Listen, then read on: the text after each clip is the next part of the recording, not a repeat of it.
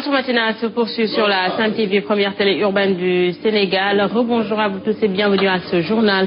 Drame de Mouna, côté sénégalais, le bilan s'alourdit avec 19 morts supplémentaires, ce qui porte le nombre des victimes sénégalaises à 33. L'annonce est du Premier ministre Mohamed Boun Abdallah Dionne. Nous dit donc le journal Le Quotidien, qui était donc venu à l'aéroport hier soir accueillir le premier vol du commissariat au pèlerinage. Autre corps donc le Premier ministre a aussi indiqué que 10 autres corps non identifiés ont été découverts, mais les autorités sénégalaises restent à l'écoute de celles saoudiennes pour savoir s'il s'agit de Sénégalais ou pas. Près de 400 pèlerins sénégalais souffrent en Arabie Saoudite dans l'attente d'un avion. Toujours le flou autour du nombre des victimes. Bilan plus que maigre de la mission saoudienne de Mankeur Ndiaye, des ratés du Hajj associés aux difficultés socio-économiques du pays. Voilà qui rend quasi impossible la tentative de Macky Sall à récupérer la victoire des Lions du basket. Chronique de ce mardi signé Pape Charsila. Ça n'a jamais été aussi difficile d'être sénégalais qu'avec nos actuels dirigeants. Pour beaucoup, pas de sécurité ni de paix sociale sur l'étendue du territoire, encore moins à l'extérieur. Après une semaine en Arabie, que fait le chef de la diplomatie sénégalaise pour les pèlerins? Rien ou presque. Même pas garantir leur retour. Présentement, avec Mankeur Ndiaye en Arabie Saoudite, près de 400 de nos compatriotes se retrouvent bloqués à Jeddah. Plus aucun sou pour se prendre en charge et pas moyen de rentrer à la maison. Et le moins qu'on pouvait attendre de Mankeur Ndiaye, lui, le chef de la diplomatie sénégalaise, c'était de garantir ce retour. Le Mali voisin y parvient. Mieux, le Mali peut aujourd'hui être très clair par rapport aux chiffres de Mouna. 80 morts, dont 67 identifiés, 13 non identifiés et 200 disparus. Au Sénégal, le flou total. Et pour noyer le poisson, la majorité présidentielle cherche à surfer et à récupérer surtout le 11e titre des Lions du basket. C'est vrai, il est beau, véritablement magnifique ce titre des Lions du basket, mais que signifie-t-il face à ces morts de Mouna? Que signifie ce titre face à ce Sénégal social difficile? Que signifie ce titre face à une école sénégalaise qui inquiète plus que jamais? Que signifie ce titre dans un Sénégal des incertitudes? Malgré les assurances de la Fondation Mou Ibrahim, sa récupération sur le plan politique peut bel et bien avoir un effet boomerang pour Macky Sall et son régime, c'est-à-dire tout à fait le contraire de l'objectif visé. Merci à Papa Cher, c'est la sacrée chronique de ce mardi. À présent, parlons éducation. La situation que présentent certaines écoles compromet l'ouverture des classes pour les élèves et la plupart d'entre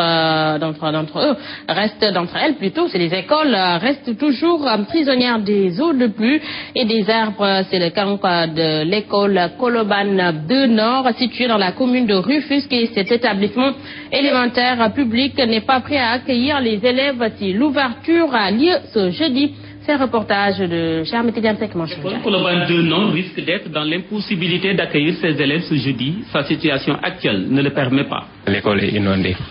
Les salles de classe sont inondées. C'est une place d'eau, donc l'eau ne peut pas sortir normalement. Cet établissement scolaire de l'élémentaire garde la réputation d'être toujours la proie des eaux à chaque hivernage. Son directeur nourrit l'espoir qu'une solution sera vite trouvée dans les prochaines heures. Ça va aller parce que quand même ils ont l'habitude. Bientôt ça va disparaître. Mais je crois quand même si les associations des jeunes s'y mettent comme ils le disent, avec le climat qui va changer bientôt, bon, je crois que quand même la semaine prochaine, on peut démarrer les cours. Pour les parents, pas question de laisser leur progéniture aller rejoindre l'école dans ces conditions. Nous ne pouvons pas laisser nos enfants aller à l'école avec une situation pareille. Des enfants qui sont âgés entre 7, 10 et 12, c'est nous-mêmes qui sommes obligés de les surveiller, voir s'ils ne sont pas tombés dans l'eau. Les membres du comité de gestion de cette école appellent le secours de l'État, mais surtout celui du maire de la commune de Rufisque-Est.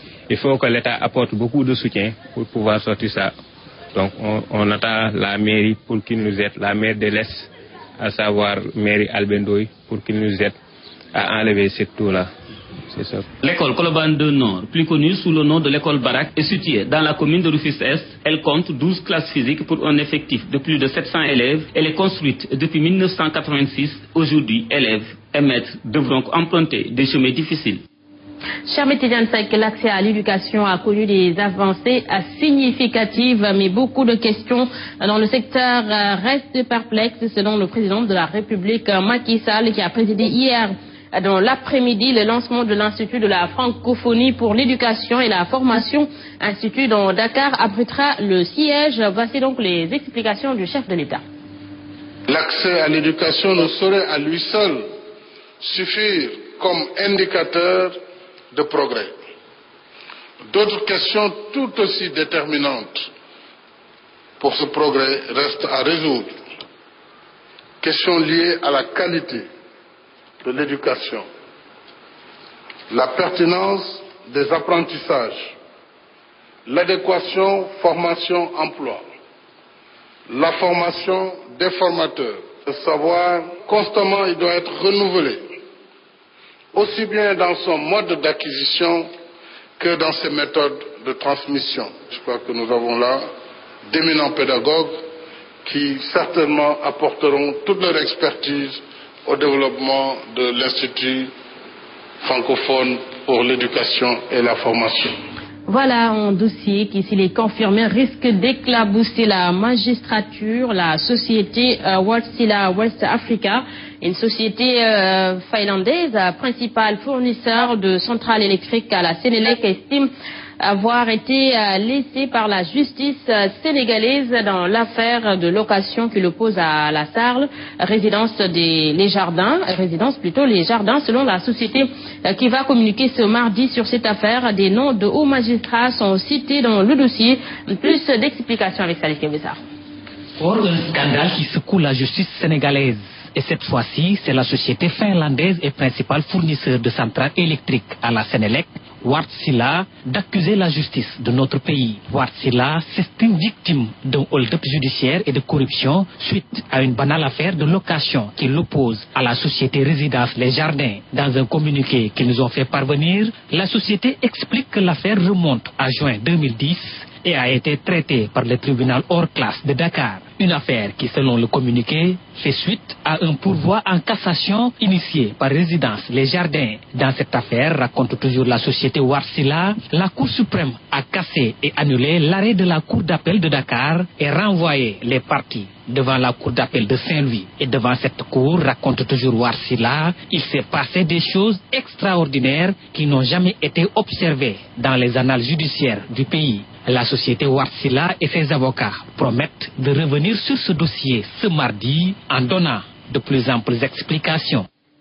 Nécrologie, la Casamance endeuillée suite au rappel à Dieu du directeur général de l'Agence nationale pour la relance des activités socio-économiques de la Casamance, Sidi Diba, a été emporté par un arrêt cardiaque hier à Ziguinchor. Le défunt fut un membre de la famille chérifienne. Il participait à toutes les rencontres religieuses des petits-fils du prophète Mahomet, et ces témoignages sont de Chérif Boun Samsidine Aïdara, porte-parole de la famille chérifienne à Ziguinchor. Il est ici avec Abdurrahman Diallo.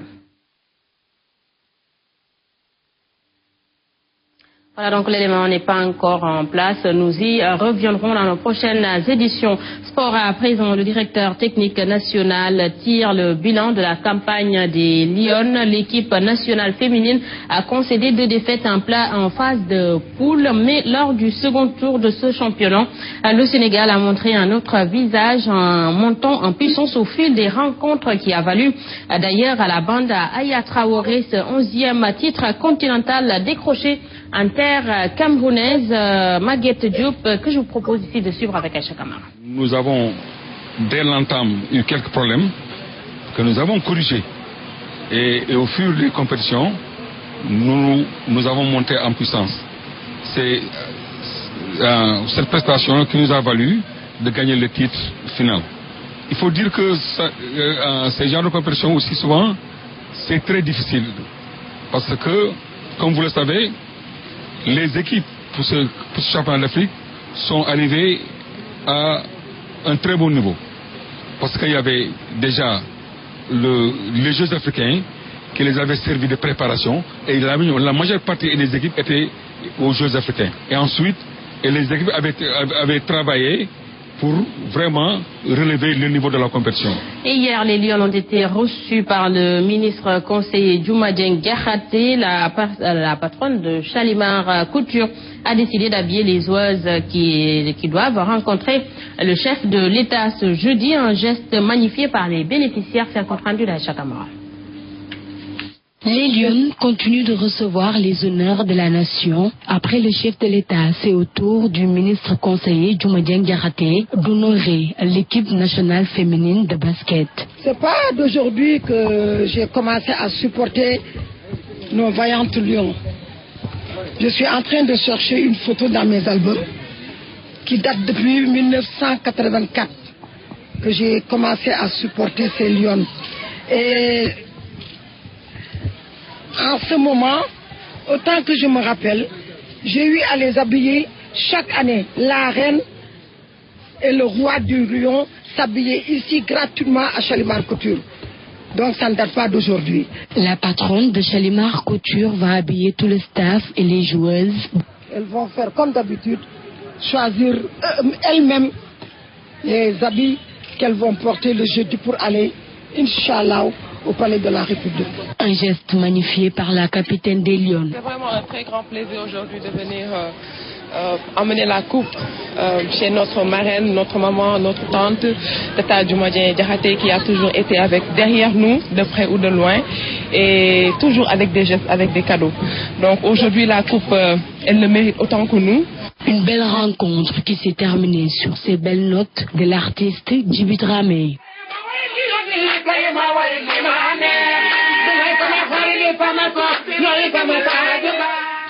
À présent, le survol de l'actualité internationale avant de clore ce journal. Depuis samedi, dans de nombreuses localités de Cisjordanie et dans certains quartiers de Jérusalem-Est, jeunes Palestiniens et soldats israéliens s'affrontent plutôt dans des scènes qui rappellent les intifadas de 1997 et 2000. Les premiers jettent pierres et cocktails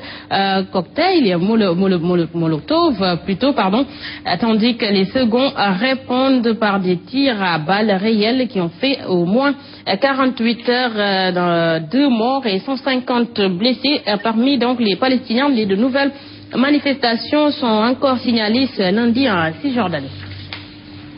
Le calme est revenu lundi à Zéro-Corée dans le sud-est de la Guinée. Vendredi et samedi, des heures ont éclaté entre partisans du président Alpha Condé, candidat en campagne pour le scrutin de ce dimanche, et sympathisants de candidats de l'opposition, dont son principal adversaire, Cellou Dalein Diallo. Le dernier bilan officiel fait état d'un mort et de 29 blessés. Des sources humanitaires parlent de près de 80 blessés.